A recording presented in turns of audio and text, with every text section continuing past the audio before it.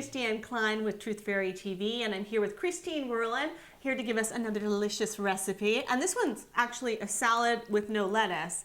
And I'm sure everybody out there is thinking all salads are gluten-free, Right. but no. No. How does it sneak in? Well, we run into problems all the time where obviously croutons, but salad dressings. A lot of times salad dressings are not gluten-free. You really have to ask if they are making the dressing on the spot at the restaurant. Usually you're in luck because the chef knows what's in it. Otherwise, they really need to be careful about the preservatives like maltodextrin and some other preservatives that go into it that are not gluten-free. And I've also run into the problem where I've taken a bite out of a candied walnut to find out there's wheat all over that candy walnut. So you just really have to be careful about the nuts and even the meats. So like if you get grilled chicken on there, what's the marinade? And even where are they cooking the chicken?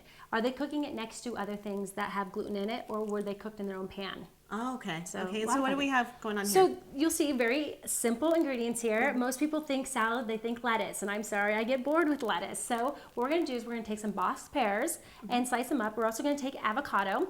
And I just want a little note about avocados. Most people think they have to be mushy. These are very firm. Yeah.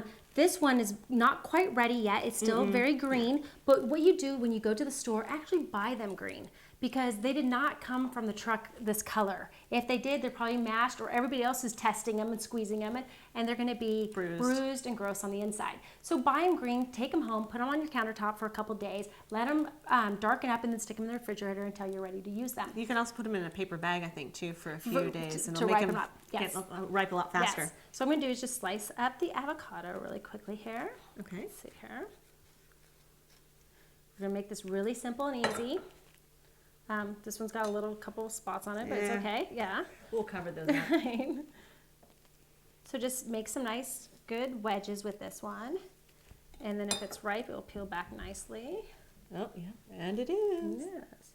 We're gonna lay that on our plate here. Again, we're just making this easy. So I'll even just I usually do half. I'll do that real quick. I do half for one person, just because then I can make it more of like a lunch. I do half an avocado.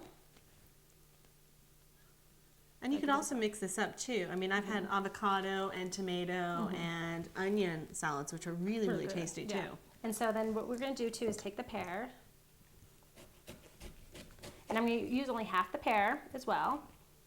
You wanna get the seeds out of it and all that fun stuff.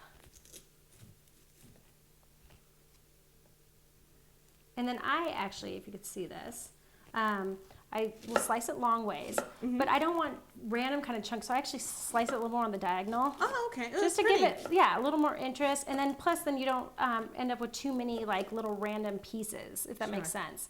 And then we're gonna just pile that on. Do the same thing with this one.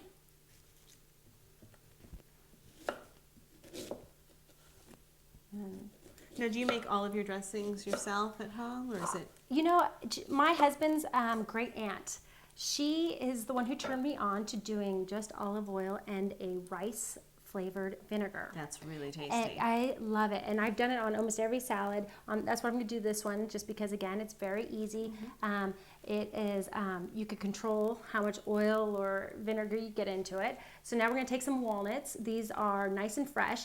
People tend to buy walnuts and then store them in their cabinets. You shouldn't do that. It'll turn rancid and very bitter, which you don't want. No one wants a bitter walnut. So store them in the freezer until you're ready to use them, and then that way they won't turn rancid on you and get that awful flavor. So these will actually be sweeter. So you could crumble them up if you want. You could put them on whole. You could do whatever you want. So you just pile some on there. And if you liked candied walnuts too, you can make them yourself. Yes, really, really easily. Yeah. Yes. Yeah, we've done that before with just a little bit of brown sugar in a pan. Yeah, perfect. So now I'm just using extra virgin olive oil, which I'm just going to kind of drizzle on here. It's also easier if you actually use like a little oil dispenser. Looks tasty. Yeah, there you go. And then different vinegars. I just happen to have these ones here. This one I've never had a reaction with. And this one too, which is a local brand, and they actually put a little G on there for gluten-free, which I love. Right. And so I'm going to drizzle this on here. Sorry. That's okay. Kind of just sprinkle it on there, and then you're good to go. That's it. Perfect. Easy. Thank you.